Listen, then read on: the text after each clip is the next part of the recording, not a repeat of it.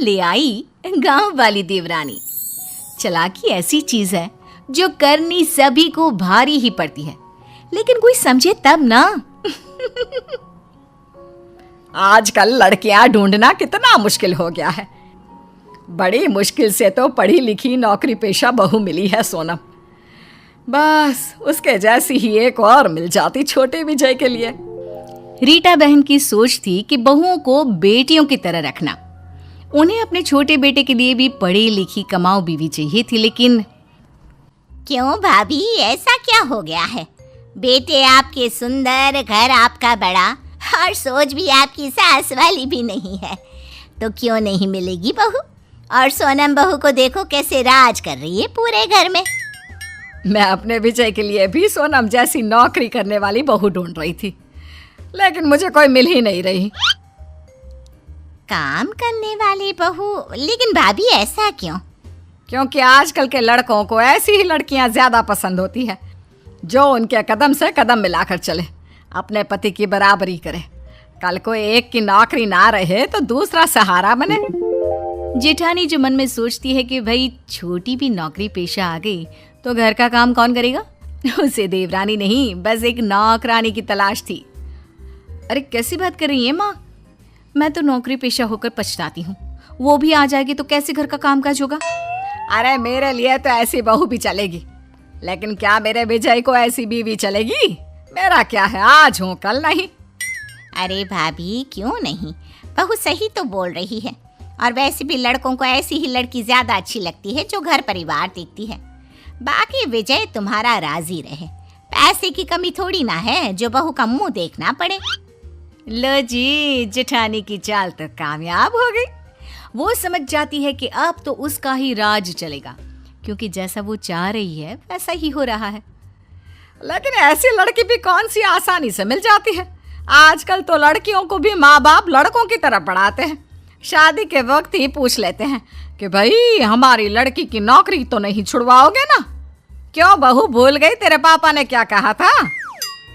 माँ जी उसकी चिंता मत कीजिए, देवर जी के लिए एक सुंदर और घरेलू बीवी ढूंढने की जिम्मेदारी मेरी। कुछ दिनों बाद हाँ माँ जी, वो तो पापा थोड़ी ज्यादा ही सोचते हैं। नहीं तो कौन पिता नहीं चाहता कि बेटी ससुराल में काम करे, सास की सेवा करे। वैसे माँ जी मुझे अपने देवर जी के लिए एक सुंदर सी देवरानी मिल गई है। अच्छा, मुझे भी दिखाओ, मैं भी देखना चाहती हूँ कि क्या देखा है तूने अपनी देवरानी में। वैसे बात तो सही है, घर में भी तो कोई रहना चाहिए। घर दिन में ना काटने को दौड़ता है। जानती हूँ माँ जी।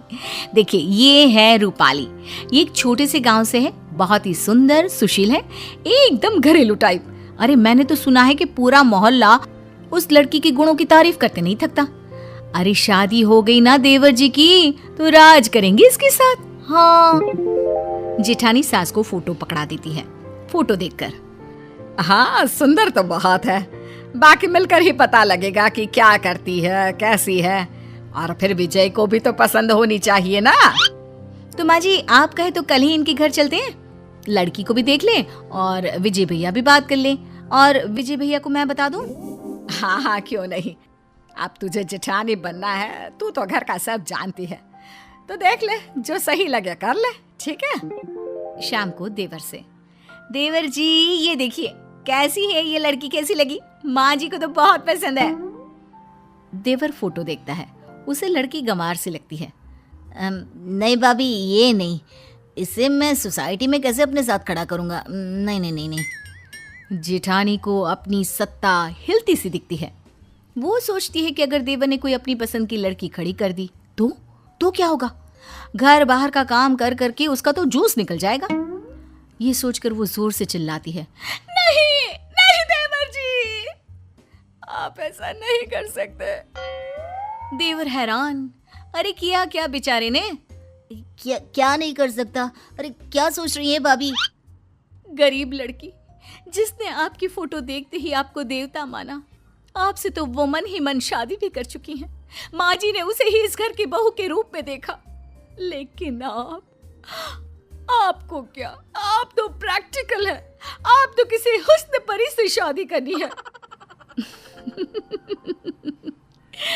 देवर भाभी की इमोशनल ड्रामे का शिकार हो जाता है और मान जाता है शादी के लिए। ऐसे ही सब लड़की से मिलने जाते हैं और लड़की पसंद आने पर जेठानी देवर और देवरानी की शादी करवा देती है। शादी के कुछ दिनों बाद एक नंबर की गंवार। अब देखो रूपाली, मुझे जॉब के लिए देर हो रही है।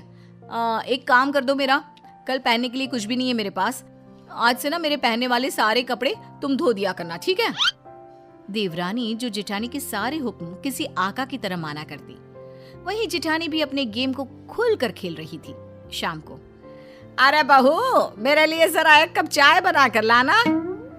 रूपाली, माँ जी को एक कप चाय बना कर दे दो। लेकिन भाभी मैं तो। प्लीज रूपाली, मैं एक बहुत इंपॉर्टेंट काम कर रही हूँ, उसे बीच में छोड़कर नहीं जा सकती। जी ठीक है। अच्छा हुआ मैं अपने लिए एक घरेलू देवरानी ढूंढ कर लाई। अब मेरा काम बहुत आसान हो गया है। मुझे बस जॉब का काम करना पड़ता है, क्योंकि घर के काम तो प्यारी प्यारी देवरानी संभाल लेती है। वाह जी वाह, कितनी समझदार हूँ मैं। लेकिन दिन एक से नहीं होते। जो नया होता है वो एक दिन पुराना हो जाता है और वो रंग सामने आता है जो उसका असली रंग होता है। और फिर, रूपाली, जरा मेरा फोन पास करना। और वो फोन में चार्जिंग नहीं होगा, मेरे बैग में चार्जर रख देना। और हाँ, बस जितने दिन की ऐश थी जेठानी साहिबा की, वो खत्म और देवरानी का असली चेहरा बाहर।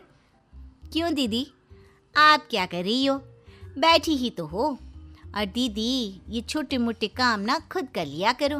वैसे भी ऑफिस में भी तो काम करती होगी ना, हैं? हाय रे, ये क्या? सत्ता तो अभी तो बनी थी, आक्रमण हो गया और पूरा ख्वाबों का किला धुस। ओए सुन, ज्यादा बोलने की जरूरत नहीं है। गंवार कहीं की, मैं ना होती तो किसी गांव के घर में चूल्हा फूंक रही होती। ओए होए, ये मुंह और मुख की दाल। मैं कहाँ बैठी होती ये आपको ज्यादा पता है। मेरी सुंदरता और गुणों की चर्चा 7 समंदर पार तक थी, तो मैं कहाँ होती ना, इसकी चिंता तो आप छोड़ ही दीजिए। अगले दिन, अरे माँ, ये देवरानी साहिबा कहाँ है? उठी नहीं है क्या अभी तक?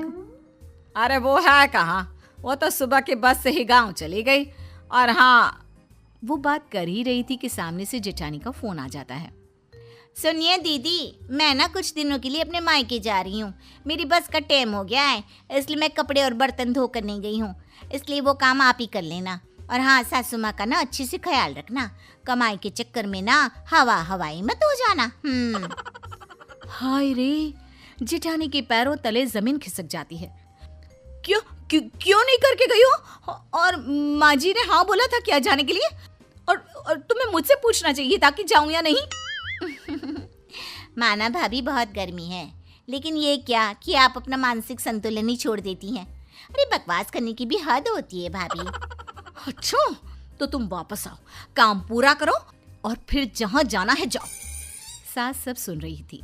वो समझ जाती है कि जेठानी ने किस मकसद से देवरानी की शादी इस घर में करवाई है। फिर एक रोज जब देवरानी वापस आती है तो, माँ जी, मेरे ना होने पर लग रहा है कि नाश्ता खाना आपने सब छोड़ दिया था। कैसी पतली हो गई है इतने दिनों में। अरे कौन देगा मुझे खाना, वो तो नौकरी करती है। तू भी किसके भरोसे छोड़कर चली गई मुझे? अरे क्या करती माँ जी, माँ की तबीयत खराब थी ना तो गई थी, वरना नहीं जाती। वैसे भी ना माँ जी, भाभी को भी अब थोड़ा काम करना चाहिए। हम कौन सा उनके पैसे रखते हैं, अरे घर उनका भी तो है ना।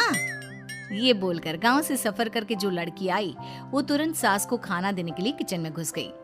तभी जेठानी, अरे आ गई हो तो चाय भी बना दो, और हाँ, खाना थोड़ा जल्दी कर दो, मैं पैक करके भी ले जाऊंगी। सास को गुस्सा आता है।